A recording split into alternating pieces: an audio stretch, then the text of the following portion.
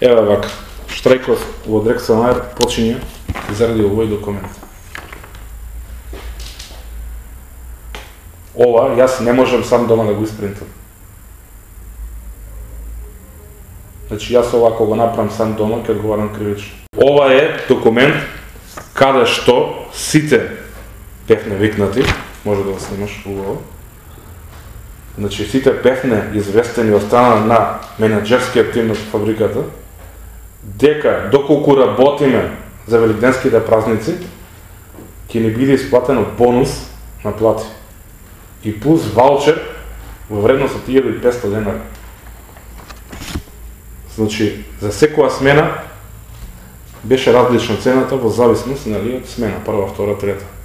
По труд, како ви викате. И станува проблем, значи каде што од 3700 ние го добиваме сам ваучерот од 1500 денара и некој минималец од 1000 денара на сметка плюс на плата. Станува на трета смена еден револт, еден штрајк, каде што работените си ги бараат парите. Штрајкот почи на прва смена, мислам продолжи на прва смена. На прва смена има застој, више се известени во истиот момент премногу новинарски телевизии, новинарски куки, новинари се појавуваат сите пред фабриката. Това известување ја што сум го добил од колегите мои што биле на прва смена. А каде што новинарите не се пуштени да влезат во фабриката натре. Значи да бидат, да снимаат ситуацијата, да ги прашаат работените, што е проблемот зашто се штрајкува во најголемата странска инвестиција, која власта бомбастична е најави, со 5000 вработени. И нипа вработените биле пуштени да излезат надвор од капијата за градени согради како еден логор или затвор да испадат надвор, да објаснат на новинарите што се случи во фабриката. Идеме ние втора смена. Значи, втората смена више јас идем на работа. По интернет порталите јас дознавам дека има штрајк во фабриката. А ние знам дека има плата во тој момент пуштена. Влевам во фабриката, сите не работат. Трета, прва смена, влеваме ние втора, што мислам треба да сме колегијални и сите треба да прекинеме со производството. Бидејќи гледаме дека и другите не работат. Застануваме и почињаат притисоци од сите страни. И ни прават притисок. Значи на први тие две смени нема никаков притисок дека треба некој да испане газда, мислам да се појави да им образложи на вработените што е проблемот, како е проблемот, што се работи, зошто се овие цени, зошто е се изманипулирани. Значи никој нема. Газдите се појавуваат тек на втора смена. Со образложение дека не се тука на новинарите, и се симија менаџерскиот тим и почне да ни продават детски бајки, дека ние сме ги разбрале многу убаво, дека ние сме биле у заблуда, сите вработените, дека не требало да земеме толку пари колку што сме биле известени. Па ќе кажем овој документ. Значи не сме у заблуда. Тоа така станува штрајкот. И сега се случи еден период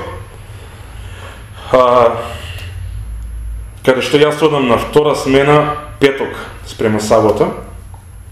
Значи штрајкот негде ка завршува во среда. Значи више нема никакви можности и притисоци, нема ништо освен да си продолжиме со работата и дека од нивна страна сме манипулирани.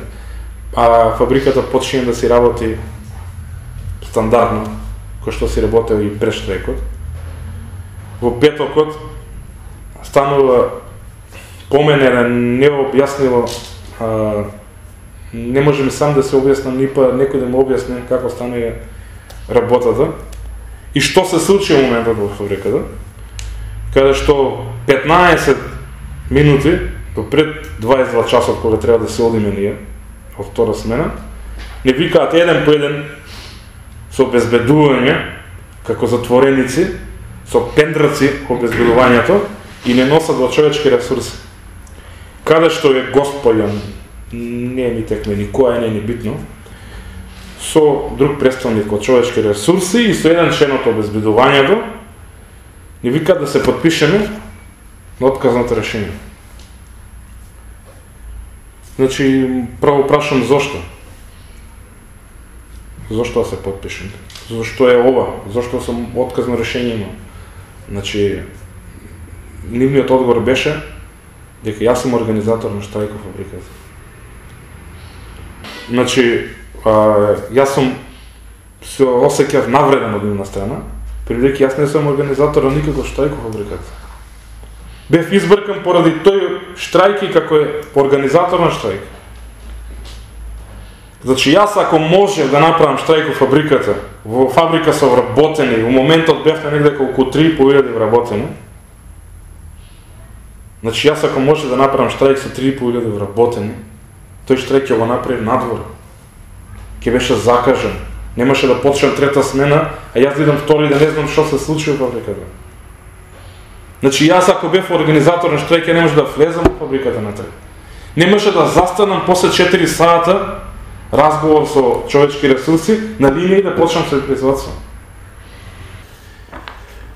Станува еден проблем тука со уплатници во судот. Значи, треба да се уплатат судски трошкови на судот, што ги уплаќаме. Јас лично ги уплаќам. И стана еден проблем. Значи, кога ги носиме тужбите во судот, значи, пак ја кажем заверен со печат. Значи, кога е заверил тој што бил работен во судот, требало нас, ако сме немали уплатници, да ни извести дека дечки, ние тужбата не можеме да ја примиме, треба да има уплатници. Значи, тогаш имало моментот и ни ја примаа тужбата. Сега станува проблем. Треба вече рочиште да имаме. Треба да испаднеме на суд.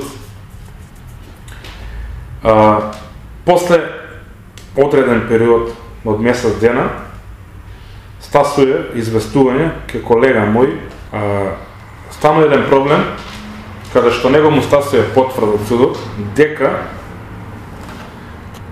тужбата му се повлекува со образложение неуплата судски трошкови од 1200 денари. И поради таа причина неговата тужба се повлекува. Станува една кавга меѓу нас, меѓу мене, меѓу него, станува кавга дека не сме ги уплатиле судските трошкови и ја не сум ги уплатил упатницата. Пак ја го поставам прашање. Ако ја не сум ги уплатил судските трошкови, судот мене не може да ми ја приме тужбата и да ми ја завери дека е примена.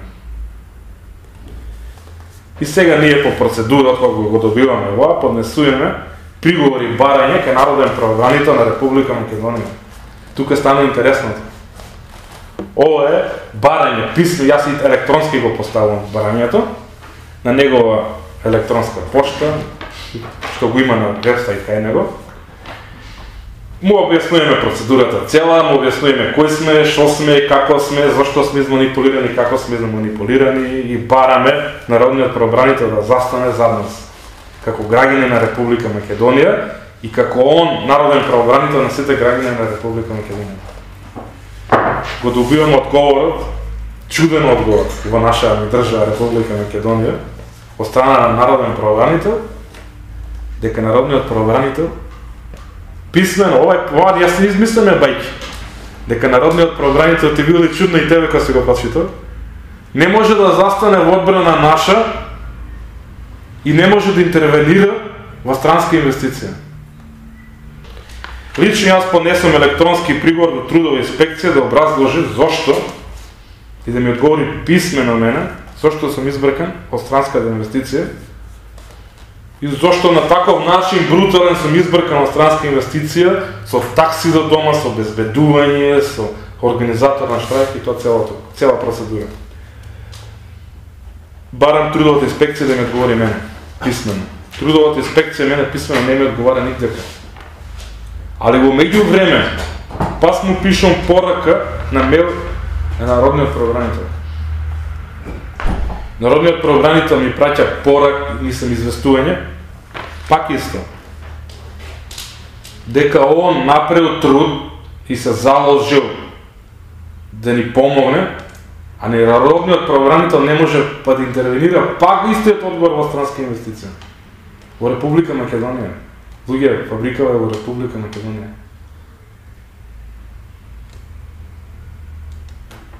И дека добил писмено одговор од трудовата инспекција, дека трудовата инспекција влева во странската инвестиција и установила дека ние сме направиле штрајк Значи ние сме направили штрайк, ова е документ заверен, со печат. Да ни спане после да речат дека сам сум го пишал дома. Трудовата инспекција му одговара него дека ние сме го прекршиле законот за работа. И заради тоа сме били избркани од страна на странската инвестиција. А каде е прекршен договорот? На овој лист. Ова го знае трудовата инспекција? Или закјуте за ова? И сега сосеќам загрозен, сосеќам под притисоци. Јас сум еден од бележаните луѓе у градот Велес, како основач на штрајк до странска компанија. Значи јас еден во државен стан не го крием тоа, каде што само јас знам како преживувам и мојата фамилија, да? Значи, каде што за еден долг од 17.000 спрема стамбено, ми стана долгот со нотари, со извршители, со казни 47.000, каде што јас сум имал притисоци да бидам иселен останат надвор, со извршители.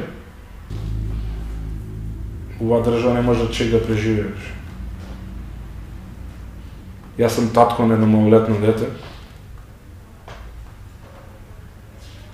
И само јас, во моментот сум разведен, само јас знам колку можности имам да му пружим на тоа дете.